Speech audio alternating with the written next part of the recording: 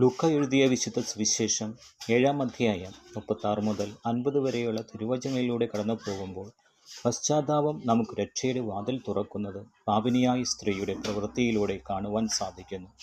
അവളുടെ കണ്ണുനീർ കൃപയുടെ ഭാഷയാണ്. കർത്താവ് അവളുടെ കണ്ണീർ കാണുന്നു, അവളുടെ ഹൃദയത്തെ വായിക്കുന്നു. മനുഷ്യൻ മറ്റുള്ളവരുടെ പുറം കാണുമ്പോൾ ദൈവം ഹൃദയം കാണുന്നു. ക്ഷമയും സ്നേഹവും തമ്മിലുള്ള ബന്ധം ഇവിടെ കാണുവാൻ സാധിക്കുന്നു. അവൾ പാപിനിയാണെങ്കിലും യേശു അവളെ പാപിയെന്നല്ല, വിശ്വാസത്തിൻ്റെ മാതൃക എന്ന നിലയിലേക്ക് കാണുന്നത്. നിന്റെ വിശ്വാസം നിന്നെ രക്ഷിച്ചു, സമാധാനത്തോടെ പൊയ്ക്കൊള്ളുക. യേശുവിൻ്റെ ഈ വാക്കുകളിലൂടെ അവൾക്ക് ലഭിച്ച ഏറ്റവും വലിയ സമ്മാനം ക്ഷമയും സമാധാനവുമാണ്.